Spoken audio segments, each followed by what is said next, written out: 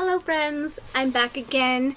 This time I'm doing week 15 and 16 of the YouTube Pagan Challenge.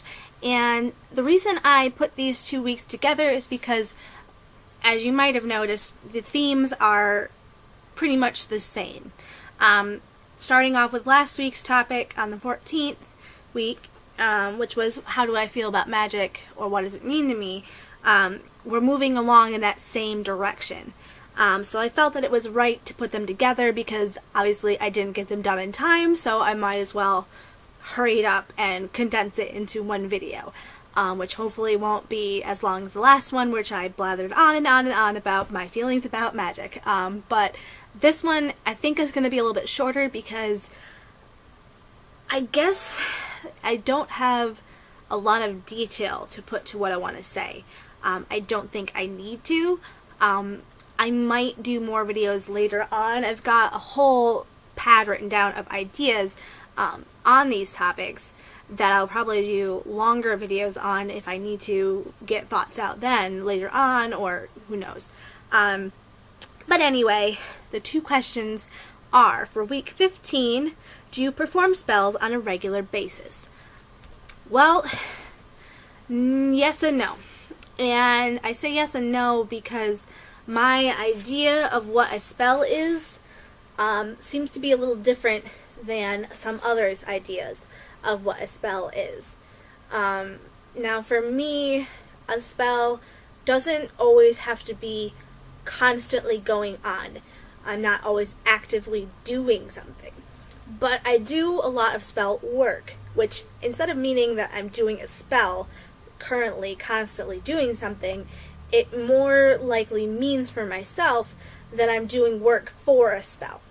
And what that can mean is I'm chopping herbs, I'm cutting wire, I'm growing my plants, I'm preparing my necessary items, I'm searching for the right candle, I'm dressing my candles, I'm blessing my cards, I'm blessing objects, I'm doing all of these kind of like active but inactive things. Like burying things in salt and burying them in the ground to prepare to use it later on. Especially my biggest example of what I do on a regular basis is make moon water and sunshine water, which, it's not active, but I'm always doing it. I'm always charging things in the sunlight. That's kind of a very common thing for me. But in the sense, do I weekly do a certain spell? No, I don't. I'd say maybe 4 or 5 times every 6 months. So maybe a total of 10 spells a year is what I do. Maybe about that many, because I don't necessarily need to. And the reason for that is a lot of the spells that I do last a long time. So I don't really feel that I need to constantly be doing something. And at the same time, I'm also not an active spell worker.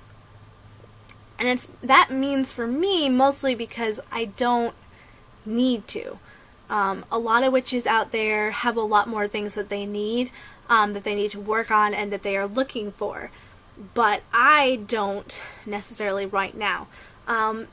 The only things that I constantly do, or consistently do, not constantly, I don't do anything constantly, but consistently are more of along terms of not necessary, but helpful things. So what I do is I do money spells, I do luck spells, I don't need love. I already have love in my life. But I do spells to keep our relationship grounded. I do spells to harness the sun's energy. I do spells to harness the moon's energy. I do spells to cleanse a room. I do house cleansings a lot to keep the negative energy out, especially if something happens, like we're in a bad mood or we have an argument or something happens, it could be negative, I clean the house out.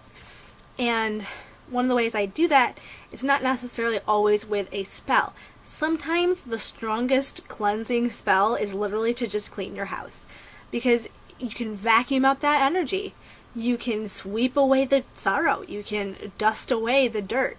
And I do a lot of that. And I never was really the person to be obsessive about cleaning, but I am in our own home because I didn't have a home by myself before, and this past year or so, we've been living together, and I've really strived to keep a clean house. And it's hard to say that it's necessarily spiritually effective compared to physically effective, but it really is a spiritual thing for me to have a clean house. What else? I do on the verge of sounding kind of overprotective. I do spells for my boyfriend, I do spells for my family, I do spells for my friends, and they're not like really special kind of spells.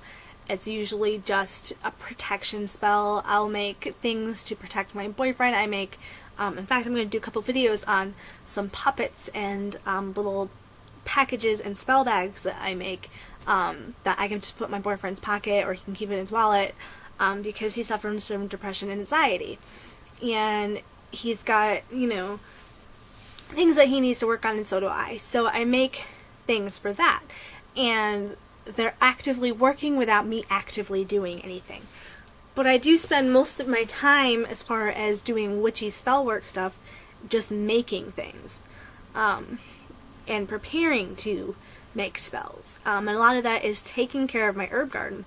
I love my herbs. I love nature.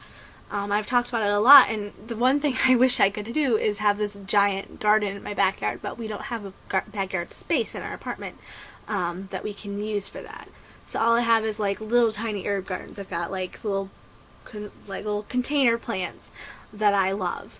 And other than that, I actively research things. That's the most regular basis type things that I do. So to move on to week 16, which goes along the same lines, like I said, what spiritual practice do you do most often? And I'm trying to meditate more and more. I'd really like to extend my time doing that, because I find that it really gives me peace. And the most common spiritual thing I do, which is going to sound kind of juvenile, but aside from trying to meditate, and aside from my daily walks or daily runs that I do, not just for weight loss, I promise, it's just to get out in nature and to calm down. Especially after a long hard day at work, I will go outside and hit the pavement to clear the negative energy. But other than that, I spend a lot of time, especially before bed, when I really need to like relax and kind of get into a certain state of mind that is required for sleep, I color in my coloring books. And I kind of have to say, guys, I love that these adult coloring books are en vogue right now, because I'm obsessed. And my boyfriend is too.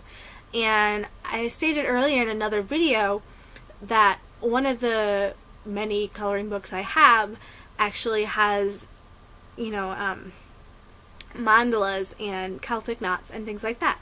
And so I focus on them, I research them, I learn as much about them as I can while I color them in.